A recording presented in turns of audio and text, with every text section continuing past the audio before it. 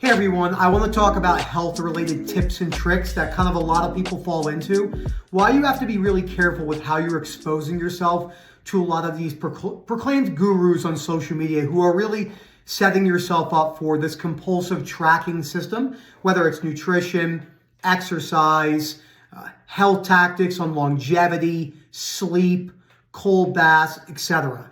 I'm going to talk about all the struggles I have with that myself, and how decreasing all of that, I don't take any supplements, I don't track anything, has been the best thing I've ever done to me. I put myself in situations to be in shape and be healthy, and I leave it at that. AKA the way humans have lived for thousands of years before the internet, which more than likely was a better way to live in a pros cons way in many ways. People say, well, humans live longer. I say, yeah, but they're miserable. So they might live 30 years longer, but their whole life is trying to live forever, which is actually missing out on one of the best things about life, which is being spontaneous and living and having fun. So it's actually not what people think. It's a complete smoke and mirrors game. So before I go any further, please subscribe, hit that like button down below, that direct message for Phil, and what's up we can get you in. And remember, the webinars are 8:30 p.m. UK time. And then, they're a lot of fun, huge questions and answers. So most people who watch my content or work with me know one of the largest things I went through was body dysmorphia. It was extremely bad for a very long time, about 15 years. And what I realized was as the internet progressed and we had more information, it was getting worse and worse.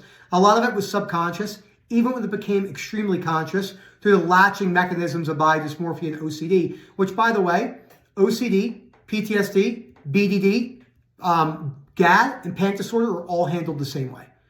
Unconditional self-life, other acceptance, sometimes more than others, exposures when necessary, time, patience, changing your thinking. They're not different. When I work with people with severe PTSD, there's no different in how I talk to them with OCD. And I tell them to lose the titles because it doesn't really matter. The latching mechanisms for guilt and shame through that is coming from beliefs, conditional self-acceptance, and the same thing with body dysmorphia. It's just another category genetically of OCD. It's all kind of related in the same genetic field, I can imagine, with more tweaks here and there, and OCD being kind of more resilient. So it is important to state that. So as the internet progressed, I fell into everything that we do, right? Massive compulsive tracking of my programming, which then didn't let me do things in my life. Counting my macros on paper. Many people use MyFitnessPal. By the way, everything I'm about to talk about, you're going to be very resilient to hear.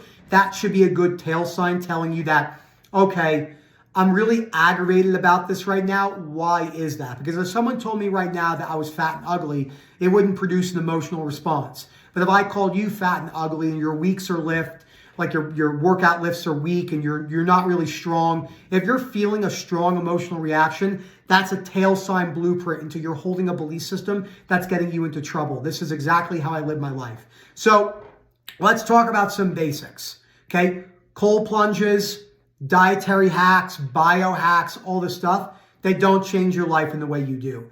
Theory is cool, application is important, but they're not really that big. Now, I say that as someone who makes their bed every day because it's a combination. Like what happens with a cold bath, for an example, is you're looking at that as a very singular piece of your life.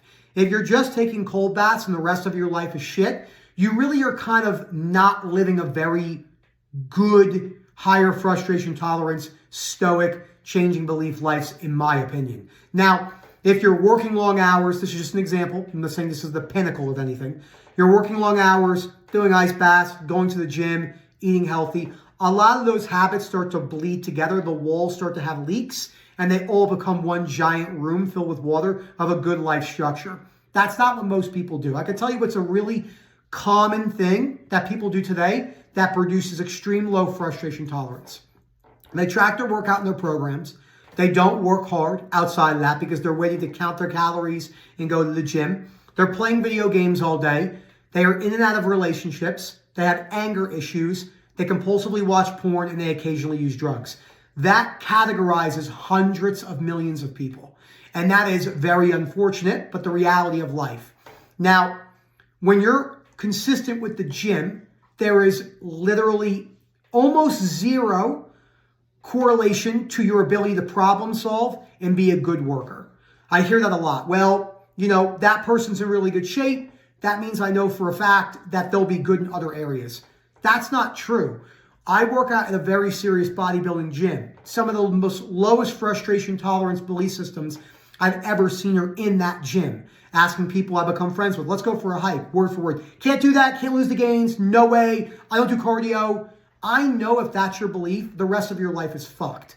Because I live that, and I have sympathy, but it's important to be talked to in the correct way. It's also important to hear that the way you look has no determining factor on your self-worth, because that would be conditional self-acceptance, which would need to be broken down with unconditional acceptance, which doesn't mean you have to lose your drive to work out and be in shape. That's another misconception. So I want to spend some time talking about diets and nutrition. There are people out there who have serious conditions. Crohn's, celiacs, severe autoimmune conditions. I have psoriasis. I have a real autoimmune condition, right? Like, I don't really have it that bad on this extensor, but like, because it's really dry, but like my shins will look like this all the way up. My hair can get really flaky, so I have to be specific about how I wash my hair. Thank you to my barber telling me to stop using super hot water and shampoo every day, because my hair was just leaking flakes all the time, which didn't bother me. It was like that for years. I just was like, fuck it. This is the way it is. He's like, hey, it doesn't have to be that bad anymore. It would like all in here would be like very red, etc. Which I literally just had a flake fall out there. Just part of the deal when you have psoriasis, it's plaquing. I don't make any dietary changes, not major ones. I'm not vegan or gluten-free or lactose-free, and I have no problems. What people are misunderstanding is the psychological effect on nutrition is much more pronounced than any actual physiologic changes you're making. And the brain is very convincing unless you work in this field all day. So if people make a gigantic change to go gluten-free or make a dietary change, the connection to the identification of being gluten-free can substantiate decreased symptoms. That is really crazy for people to hear. But it's very important for people to hear. So I ate gluten, dairy, sugar, and you got to be careful what you hear online. The common stuff I've heard in the last week. Sugar is the ultimate evil. If you eat sugar, you'll die early. Not true. These things I saw a guy that did a lot of promotion. He was like dumping a bag of Doritos in the trash, calling that a metabolism killer. Not true. Dairy is bad for you. Not true. Alcohol is bad for you. Also not true. You could even argue, one of my friends of mine when I was in grad school, he became a friend. He was a very sought after neurologist. And I asked him one day, I said, sir, is smoking 2 cigarettes a month bad for you? And he's like, probably not. I said, 1 a week? He's like, it would be hard to say, but probably not either. He goes, it's not the healthiest thing for you, but it's probably not going to kill you in the way if you're smoking a pack a day. He was very open-minded in that, and this is hard for people to do. I understand that personal experience, your personal addictive experience, whether it's a food addiction or a drug addiction, and I know it sounds a little bit off topic, it's all related, will substantiate your views on Earth. So in 5 days from now, I'm 2 years free of adult websites, all the other female addictions I had. So people automatically assume I'm anti-porn. Not at all. You have to make the decision yourself. People say, well, porn's the root of all evil. You don't watch porn. You definitely think that. Yeah, I really don't think that. I think that some people can balance it. I think it's difficult to balance. You have to be very self-aware, but I think it can change your perception of the members of the opposite sex. But there's far worse things out there, injecting heroin and meth. In the pros cons list, I have to use those for an example.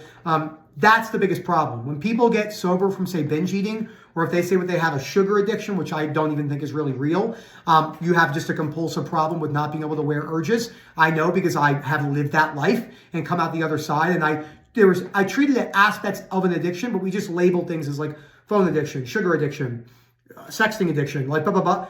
It's not really what's happening more than likely. And I'm not some physiologist, but it's just, we don't need to even understand that. We have to understand beliefs and behaviors. So the binge eating for sure comes from overeating and trying to fulfill urges. That's a big one too. A lot of people, hey, stop licking the door. My cleaning people here, and Daisy's just licking the door, which is hilarious. That's really the nutrition side. So do yourself a favor, no more tracking nutrition, no more tracking your programs. I have an idea of what I work out. I have the structure of how I work out, and I have goals, but I don't write anything down because once as I tell people that pen meets paper, it becomes a compulsive loop and I stop doing other things in my life. I become too strict on my calories. I become too strict on sugar intake, and it becomes this vortex of compulsive shit that I don't want to live anymore. And I know many people don't want either, but they're so attached to their identity. I will say something that most people don't want to hear. Without a correct mindset, competitive bodybuilding has much more cons than pros. I know it's really hard for people to say that. I work with enough people in this world, and I see it all day at my gym. Very rigid structures. Can you take anabolic steroids and have unconditional acceptance?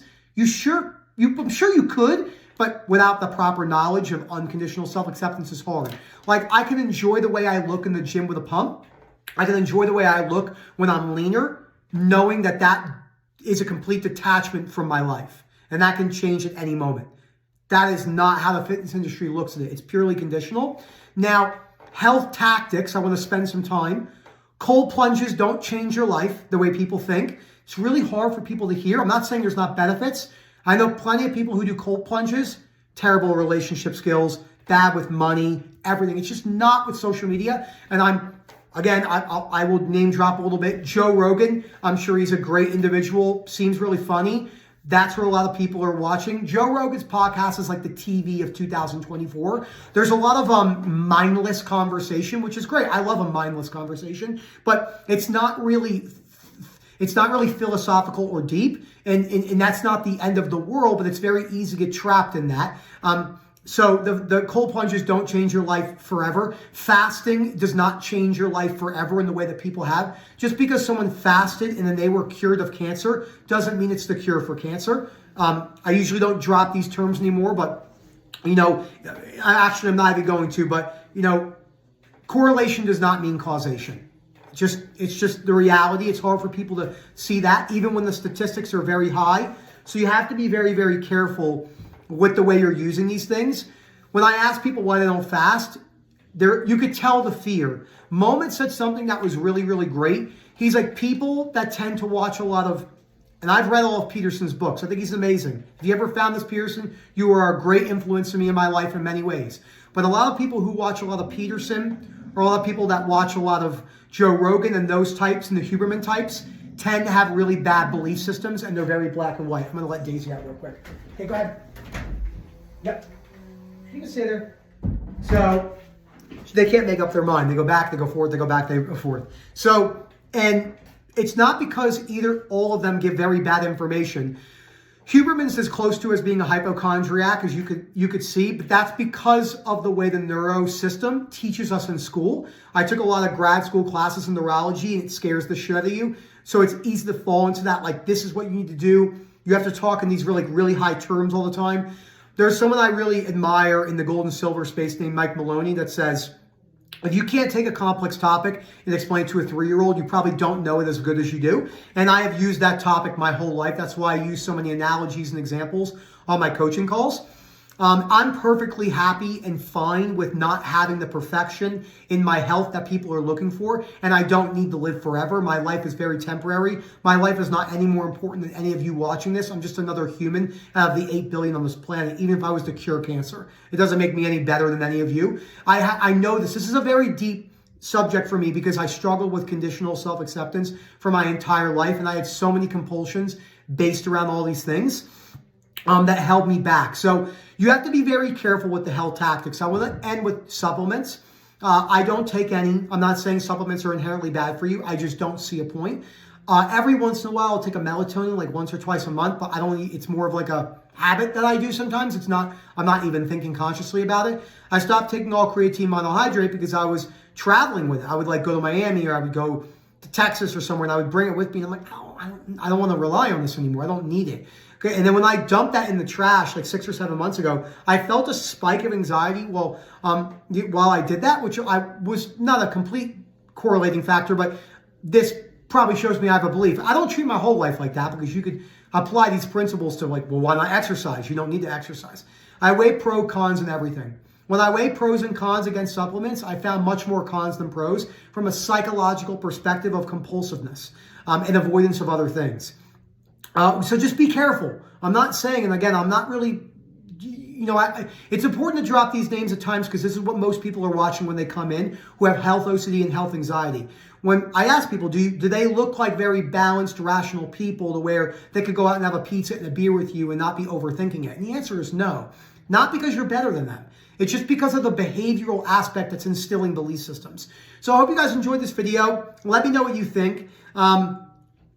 It's really hard. This is a hard topic for people. It comes down to this compulsive chase for certainty and the way it feels in your mind. When you're locked into all those rigid routines, it feels like you're mainlining the universe. It feels like you're inventing electricity or something. It's just not really that. It just presents that way in your mind. Once you start to drop that, there's a lot more spontaneous freedom that tends to happen, but I still have the same drive to be in shape that I ever have. Thank you so much for watching. Let me know what you think about this. Webinars, 8:30 p.m. UK time. Don't forget to reach out. One-on-one spots are filling up fast. I mean, the influx of people we've had has been amazing. Thank you for the support. Thank you over the years for the support. There's hope. You can recover. You can get better. Have a good one, everyone.